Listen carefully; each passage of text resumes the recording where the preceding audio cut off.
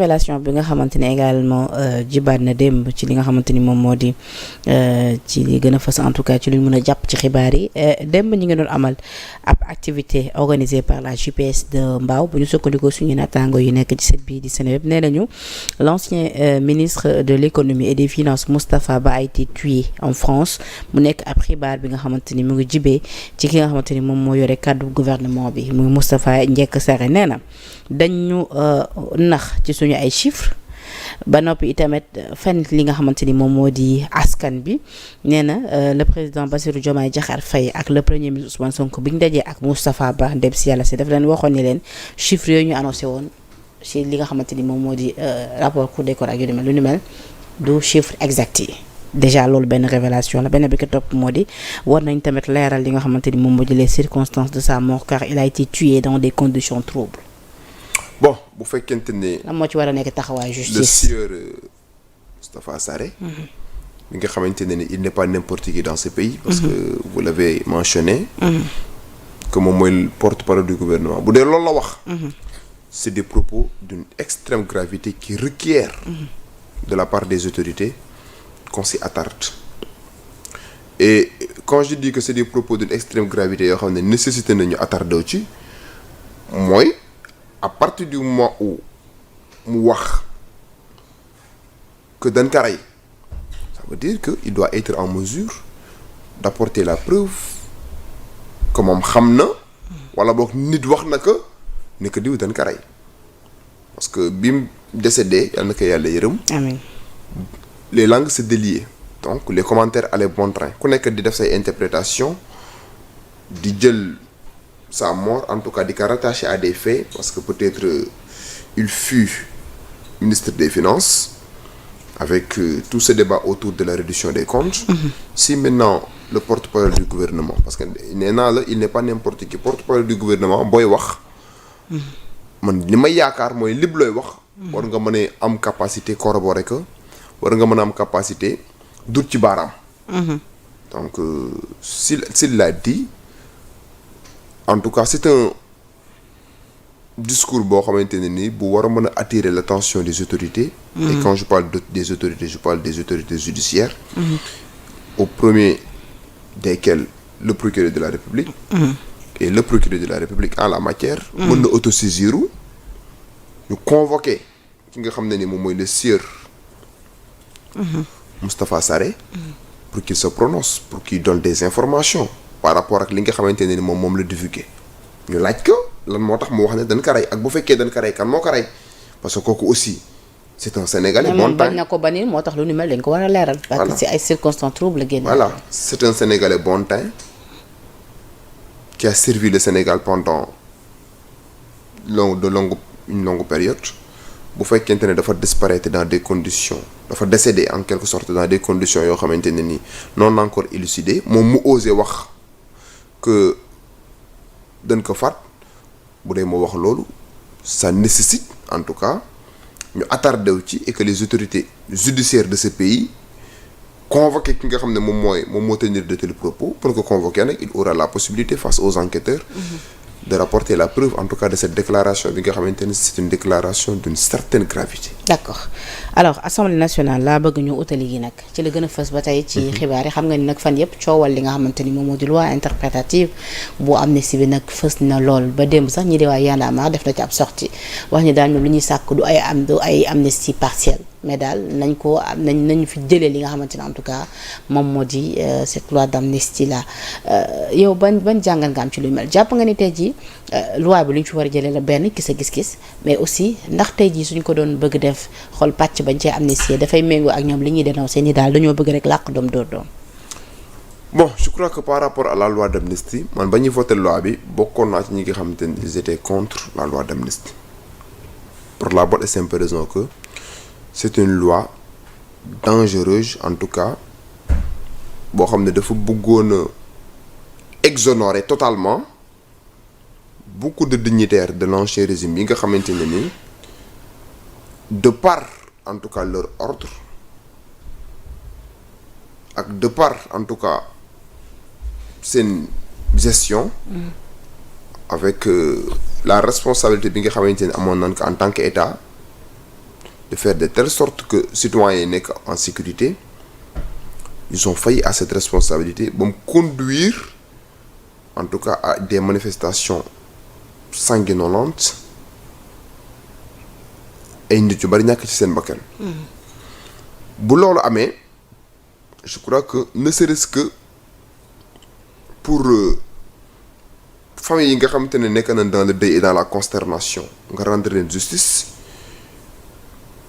ñu ubbi des informations judiciaires pour leeral ñooñu ñàkk seen bakkan ñen ñoo leen faat, parce que doon nañ constater de temps en temps ñuy wax ne à côté des forces de l'ordre il y a des personnes qu'on considère comme des nervis yoo xam ne doon nañ opérer à leur côté. mu nekk une situation scandaleuse boo xamante ne ni Sénégal jot na ko dund ba ay centaines de personnes en tout cas ñàkk ci seen bakkan. Et moi j'avais dit que même bu fekkente ne le président de la République de l'époque avait pris la décision par le canal du Parlement mu voter ce qu'on appelle une loi d'amnistie. Loi d'amnistie boobu peut-être c'est une loi à consommer local. loi la boo xamante ne ni jéggiwul frontière Sénégal, parce que le Sénégal dafa bokk ci ay convention yoo xamante ne day interdire ñuy amnistier des crimes internationaux, et parmi les crimes internationaux il y a les crimes contre l'humanité, les crimes de guerre et les crimes de génocide. Et du point de vue de la légalité internationale, c'est des crimes qui sont imprescriptibles. Du point de vue de la légalité internationale, c'est des crimes qui sont imprescriptibles. mooy boo ko defee même bu la toppul fii ak 100 ans, les juridictions internationales ont la possibilité ñu organiser li nga xam ne moom mooy sa procès. léegi nag bi ñu demee ba ci biir, le régime actuel nous avait promis, en tout cas qu'une fois au pouvoir ñoom dinañ procéder à l'abrogation. léegi nag les termes ont leur sens en droit. Tantôt on parle d'abrogation totale, tantôt on parle d'abrogation partielle, mais aujourd'hui on nous a servi une loi interprétative. Moi j'ai dit ailleurs que cette loi interprétative en droit, dans son esprit, c'est une abrogation partielle qui ne dit pas son nom. Je dis bien, la loi interprétative bi nga xamante ne moom nañ bëgg a mettre en œuvre, c'est une abrogation partielle qui ne dit pas son nom. mënoon nañoo wax abrogation partielle rek bañ a wax ay loi interprétative, parce que même bu fekkente ne la loi interprétative lu mën a nekk la. Et autre chose, la vocation du législateur, ab loi bu ñu ko voté Assemblée nationale, les députés en droit on les considère comme des législateurs, n'est pas d'interpréter la loi. Le législateur il peut se limiter à voter la loi. Maintenant lorsque la loi entre en vigueur dans l'ordonnancement juridique interne et que ñu dem ba benn instant ñu constater ne la loi elle est obscure, elle est ambiguë ou bien elle est de portée douteuse, bu boobaa l'interprétation de la loi incombe au juge. C'est le ressort du juge. Seul le juge peut interpréter la loi. Moi le juge, j'ai été saisi d'une loi boo xam ne qui me paraît être obscure, ambiguë ou de portée douteuse, je peux user de mon pouvoir d'interprétation, parce que juge bi nee naan que yow obligatoirement à chaque fois que tu es saisi d'un contentieux da nga war a rendre une décision. amoo droit ñu ne ñu déférer la un dossier nga ne non man duma juger parce que loi bi dafa lëndëm. Non, même bu loi bi lëndëmee nee nañ juge bi tu as la capacité d'user de ton pouvoir d'interprétation en appliquant une jurisprudence, par exemple la doctrine entre autres. C'est pourquoi même on dit que le juge, en appliquant une jurisprudence, il supplée la carence du législateur. Mooy les erreurs qui ont été commises à l'Assemblée nationale, juge bi am na possibilité mu suppléer cette carence-là, mu corriger ces erreurs-là. À travers quoi? À travers une interprétation, à travers l'application peut-être d'une jurisprudence. Mais Assemblée nationale xaar ñu moom lu bari pour mieux interpréter. Léegi nag ils ont choisi en tout cas d'aller vers une loi interprétative. Une loi interprétative lu ñu prévoir la, et une loi interprétative day rétroagir. Ça veut dire que loi bi nga xamante ne Pastef bëgg na ko modifier, tuddee ko loi interprétative, day rétroagir. Ça veut dire que day prendre en considération des situations qui sont antérieures à son entrée en vigueur. Justement. Parce que ñoom modification bi ñu ci def impliquant même peut-être ñi nga xamante ni jàppoon nañ leen ñu mën a delluwaat kaso. Oui, question boobu man déjà réglé woon naa ko ne woon naa la même bu ñu defoon abrogation totale ñi génnoon kaso yi mënuñoo delluwaat kaso.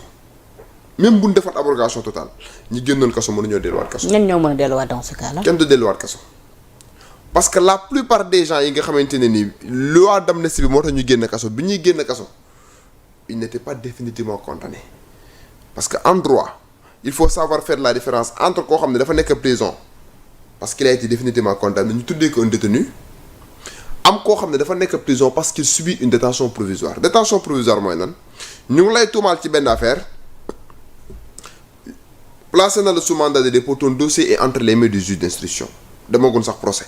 La plupart des gens yi nga xamante ne Pastef lañ bokkoon détention provisoire lañ doon subir pour des accusations en tout cas yoo xam ne mooy les incriminations élastiques yi ñu constaté woon ci temps Macky Sall. parce que même démb ci conférence boobu ñu ngi dégg benn moment caat naan tey jii amnistie totale bu ñu ko defoon kii suñu ginnaaw di Pape Sané moom mi nga xam dafa dem seeti ji Ousmane Sonko si jamono jooju ñu jàppoon ko moom sax dafay dara kaso comme pour dire que ni ñoom sax xam nañ ni peut-être tey jii bu ñu defoon amnistie totale ñoom loolu duñ ci bénéficier wu mais quand même lu ñu mel lañ bëgg pour tey jii que justice soit rendue tey jii. non xam nga Pastef la moo tax choisir une abrogation totale parce que dafa am politique bu am derrière xam nga la mooy politique bi même bu ñu delluwaatul kaso mooy non di yi nga doon même bu ñu delluwaatul kaso tey même bu defoon abrogation totale kenn du delluwaat kaso loolu c'est inimaginable juriste bu koy wax sax loolu du xam-xam parce que en procédure pénale la liberté moom mooy le principe l'exception et la détention et je t'ai dit tout à l'heure que ñoom ñi génnoon kaso yëpp de par la loi d'amnistie ils subissaient une détention provisoire ils n'étaient pas définitivement condamnés au pénal